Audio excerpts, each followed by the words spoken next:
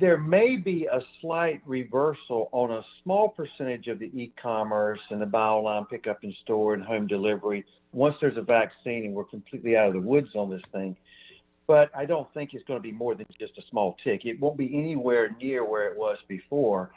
And more than likely, as younger people and older people become more accustomed to using the type of technology to buy online, pick up in store, and have it home delivered, it may be that growth even goes faster. So I think where we projected online sales and home delivery and buy online, pick up in store to be in, say, 2022, 2023, we're going to see that a couple of years earlier because of COVID-19. The IndustrialSage Executive Series, sharing the stories behind game-changing executives, their organizations, and insights into today's industry challenges. Well, hello and welcome to today's Executive Series. Today, I have Mr. Mike Futch, who is the president of Tompkins Robotics. Mike, thank you so much for joining me today on IndustrialSage Executive Series. Thank you so much for having me. I'm glad to be here. I'm excited to hear your story. We're having some great chatter, before we were recording here, so I'm excited to kind of jump into all of that good stuff. But before we, dive into your story a little bit, just for those who are not familiar with Tompkins Robotics, can you just give me a quick little high level of what you guys do? So we're a company that makes AMRs that do sortation.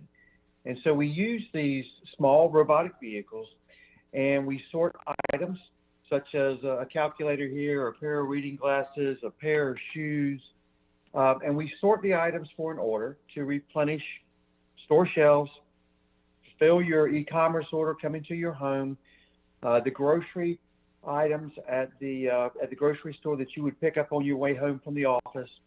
We use them to sort all these different types of items to include outbound shipping, returns, and other channels as well. And so we've come up with a way to use these small autonomous robots and use a fleet of them to do what big, heavy, long lead time, more expensive, less flexible type of sortation systems of the past did. And it's a very unique take. As a matter of fact, we have some really interesting ways that we can use our system. Everything in our system is on wheels, including the surfaces the robots run on, the charge stations. Everything is portable and modular and configurable. And it's an entirely different take on how to do those processes that are required to be done up and down the supply chain in every tier of the supply chain. Awesome. Well, I'm excited to kind of get into that a little bit more. I'm sure there's going to be some great topics that we're going to uncover as we have a conversation around that. But before we jump on, I want to get to know Mike. I want to get to know you a little bit more. So tell me, how did you get into take me before, Tompkins, take me before how did you get into this crazy business? Okay. Well, for a poor kid that grew up in North Carolina out in the country and worked on farms from the time that he was 11 years old, this is a far cry from what I was doing when I was growing up. I went to college. I was in the Air Force. I got out.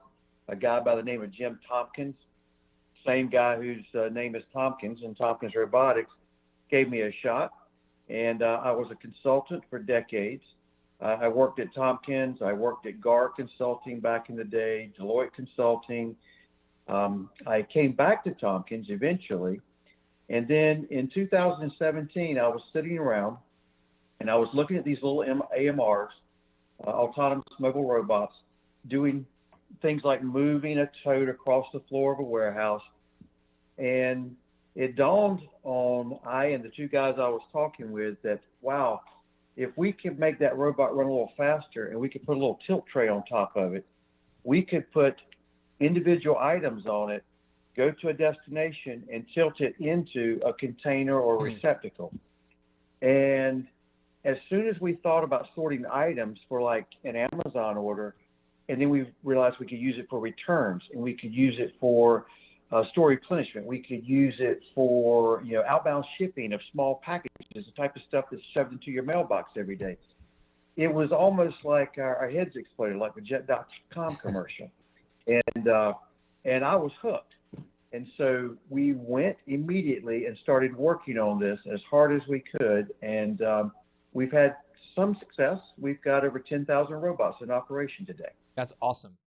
That is awesome. So, all right, when your consulting days before coming, I guess, back to Tompkins, but under Tompkins Robotics, were you in material handling space or same space or something completely different?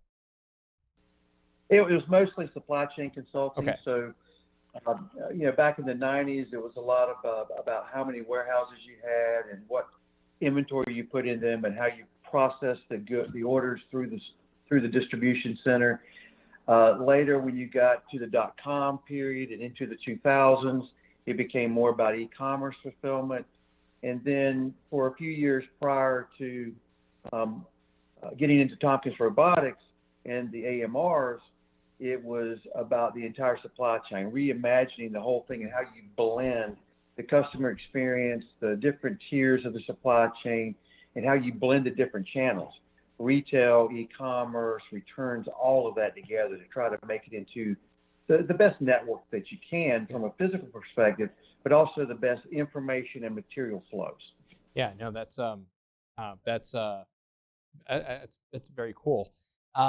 So, one of the other things that I want to ask, and throughout your journey, in your career and in your life, is there somebody that stands out that that really helped you? I don't know, maybe it's a good piece of advice or a mentor, or somebody that really sticks out from a career standpoint. It's hard to put a finger on a single individual or event, but if I had to summarize at a high level, I would say my parents, because my first summer job, I was 11 years old. They taught me how to work hard, how to go after whatever I wanted. They taught me to never give up, and I still look to them for inspiration. And Dad's gone now, but I'll call Mom up and just talk to her sometimes.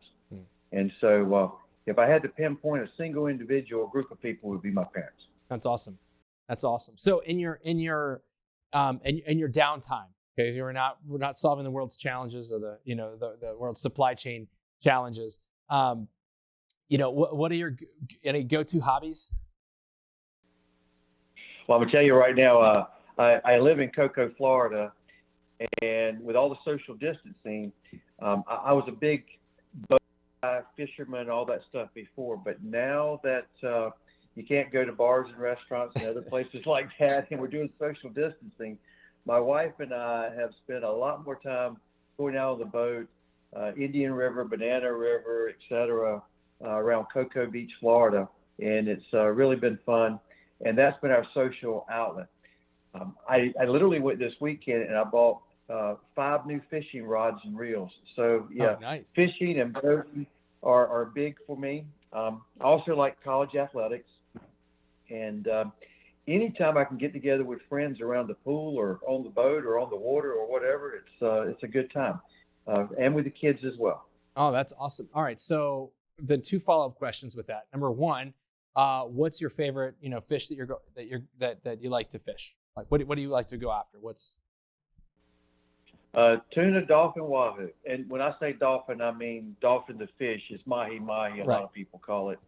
But yeah, mahi, wahoo, and tuna. So tasty. Love to eat all 3 of them, and love to catch them as well. That's awesome. All right, and then college sports. Who are your teams?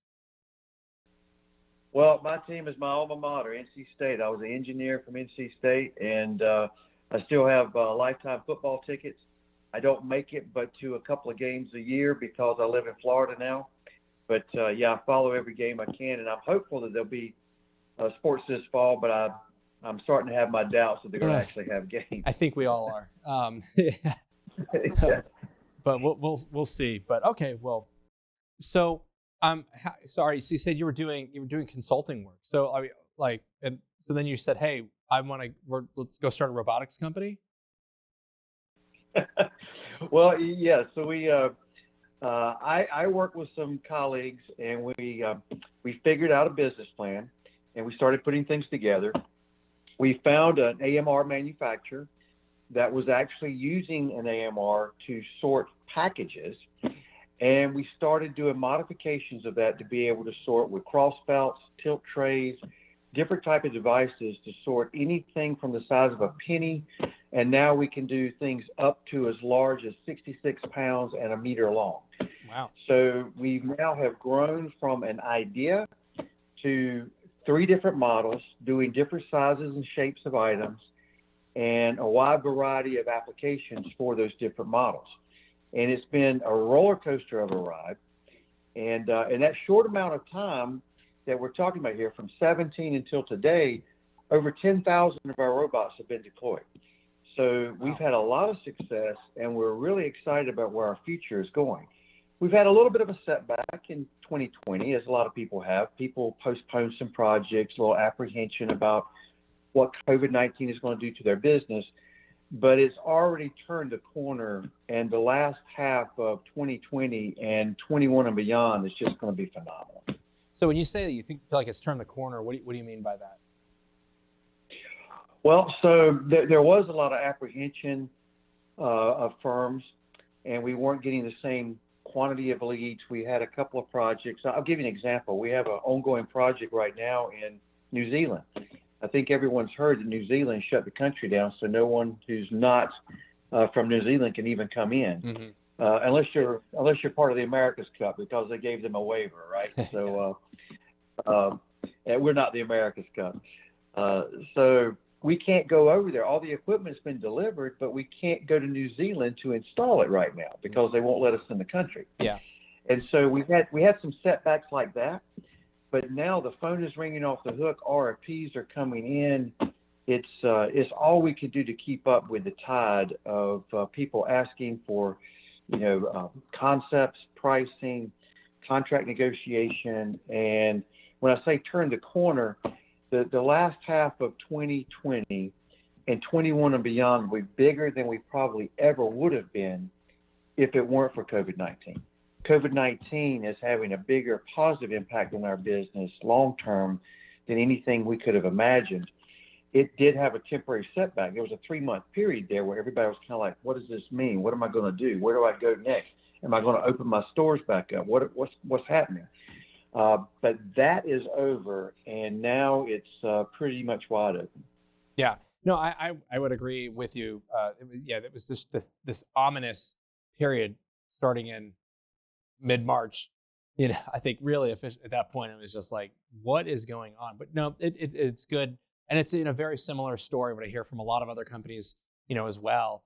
Specifically, in any type of like technology-based company with manufacturers. Certainly, if you're in AGVs or AMRs, huge. Yes, and I agree 100% that the COVID situation, from a long-term standpoint, has really created a big opportunity because of, I think now we've been shown so many different vulnerabilities in the supply chain that, there were already issues to begin with we were going down this road anyways, but this just literally threw gasoline on it. So, right place, right time. Yeah, and especially when you think about the micro-fulfillment arena, because during COVID-19, that just leapfrogged. And I read someplace where the amount of increase in e-commerce in a 12-week period of March, April, and May was equal to the previous 8 or 10 years as far as percentage of growth. Wow. And so it's I don't recall where I read that, so I don't want to plagiarize anybody, but I did read that somewhere. And it rings true to me. It's really taken things off, and it's the new reality as well. Well, when you think about micro-fulfillment specifically, not everyone's going to go back to this in-store experience for groceries and other things like they were before, back in January and February. Yeah. There's a new reality as far as people and their acceptance of micro-fulfillment and home delivery and buy online and pick up in store. That's never going to go back. There may be a slight reversal on a small percentage of the e-commerce and the buy online, pick up in store and home delivery once there's a vaccine and we're completely out of the woods on this thing. But I don't think it's going to be more than just a small tick. It won't be anywhere near where it was before.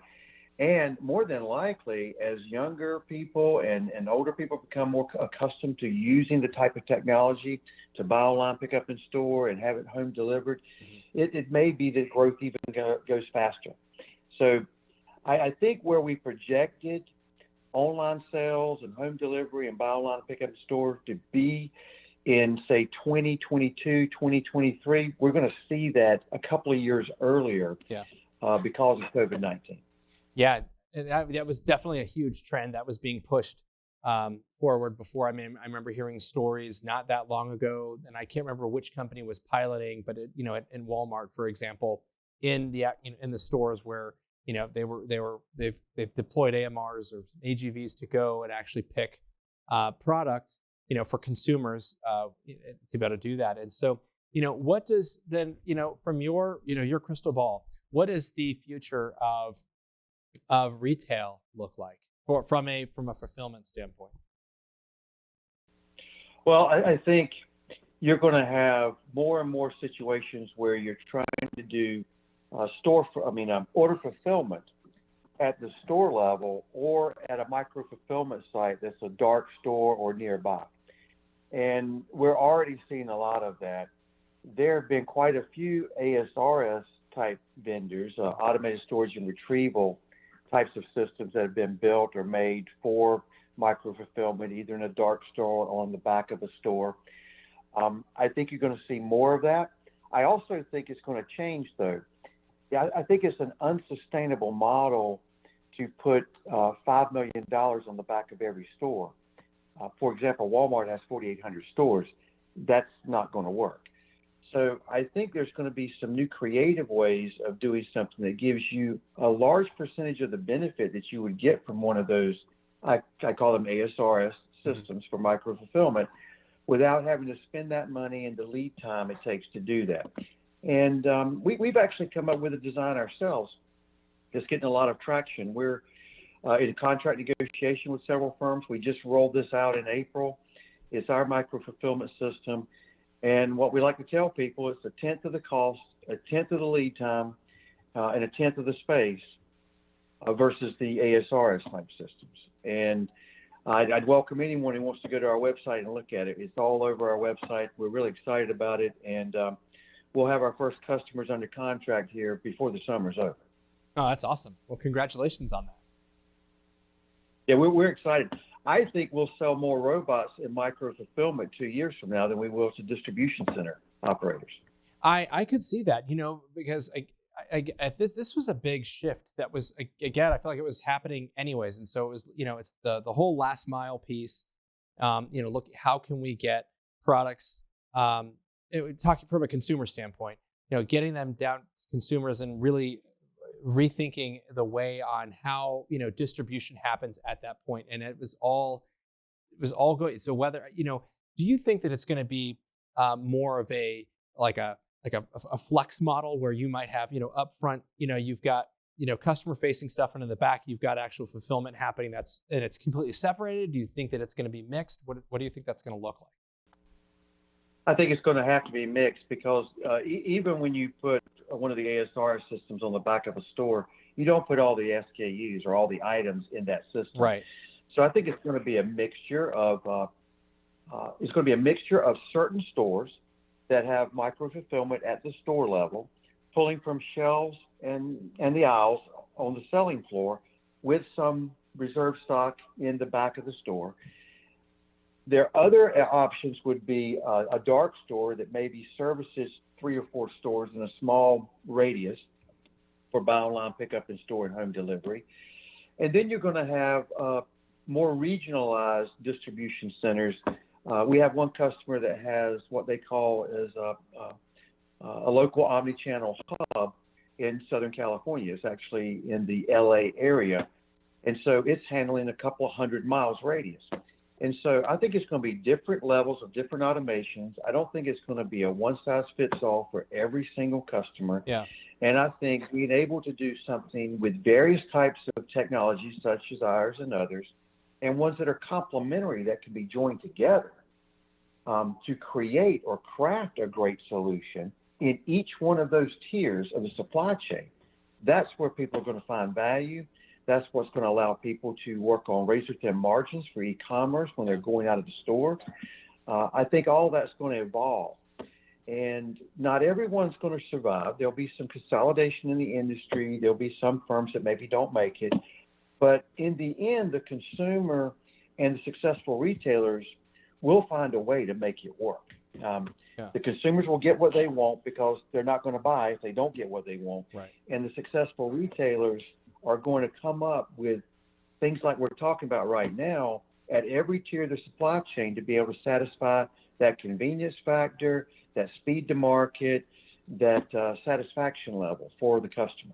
Yeah, it's certainly, I think it's a fascinating challenge because you really do have a nexus of, technology, obviously these market demands. You mentioned, speed to market, the convenience piece. Amazon obviously has flipped everything on, everyone's heads because the consumer's expectation is that I need to have something in 2 days minimum or an hour, right? In certain cases. So what I think is, what fascinates me is that you've got a really interesting challenge to be able to meet all those, but also, it's very multifaceted in the sense of, if you're talking about expanding a retail location, you're talking about a very expensive cost per foot expansion, whereas traditionally, a distribution facility would be several, miles away where, the cost per square foot is going to be significantly cheaper. So, there's a premium cost that's going to come to that. And so finding that balance, what's from a supply and demand standpoint, I think is going to be is fascinating. It is interesting, and I don't think there's a one-size-fits-all model, and I think different people will be successful doing different things because it's going to work for them, and with the demographics of where they're located and the way their cost structure is. But we are seeing, for example, there's an RFP that we are working on right now for a company that's a large grocery chain, and they're actually looking to convert a portion of the selling space at the store into reserve and order fulfillment. So not just what is called the traditional back room, but a portion of the selling floor. And their objective is to replenish that site daily as necessary, have less stock on the shelves, still have the same number of SKUs in a smaller footprint, but have a warehouse, so to speak, as part of the location. There's another company that we're looking at or working with, and the design that we've come up with them is a little bit unique. Every town you drive through, there are vacant grocery stores or retail spaces just sitting there. The landlord would love to get someone in there, even if he's only getting 50 cents on the dollar of what he was drawing 2 years ago. You could take a space like that. You can put a system like ours, which is a bunch of autonomous, small robotic elements. You can combine it with a storage system, like a goods-to-person AMR type system, and there's several of those on the marketplace. I'm sure you've talked to some of those guys in the past.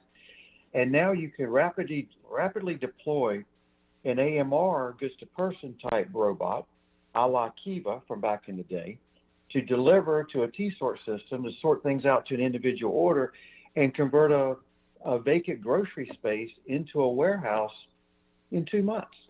And so the rapid deployment and combining complementary technologies, taking advantage of open vacant space where there's a need or a void, there's a lot of ways you can skin this thing and create unique solutions for customers. And the customers in this case would be the retailers, whether that be for grocery or for general merchandise. Yeah. Well, there's certainly a lot of exciting things in the horizon, that's for sure. And it sounds like you guys are kind of on the leading edge of helping to provide those, solutions and answering those challenges of the industry. So Mike, and kind of wrapping here, for any of those who would like to learn more about you guys, what you're doing, what's the best way to contact you or reach out to you guys? Well, barring me giving everyone my cell phone number here. I was hoping for just that. go to- He had a credit card, but anyways. Yeah. So just please go to TompkinsRobotics.com. It's all one word, TompkinsRobotics.com, and there's no H in Tompkins. It's TOMPKINS Robotics.com. There's video on our website. There's information about our different applications. There's information about our micro-fulfillment solutions. There's a lot of stuff there about the different models and the things that we're doing. And we would welcome the opportunity to speak to anyone who's interested. Awesome. Well, Mike, thank you so much for the time today. I really enjoyed our conversation. And yeah, for those who want to check out more and learn more about Tompkins, go to TompkinsRobotics.com. Well, thank you very much. I enjoyed our time today on the phone, and I hope you have a good rest of the week. Thank you. Thank you. This is awesome. Hey, guys, so thank you so much for watching. This wraps up our episode today with Tompkins Robotics on the IndustrialSage Executive Series. So if you are not subscribed to us at IndustrialSage.com, go ahead and go there right now. If you're not there already, and go ahead and subscribe. You want to get on the emails. If you are, this also goes out in podcast format. Sometimes people don't know that. So you can go to your favorite podcast station. We are there, whether it's Spotify or Stitcher or iTunes, or there's like a half dozen others that we're on. So thanks for listening or watching, and I'll be back next week with another episode of Industrial Sage. Thanks.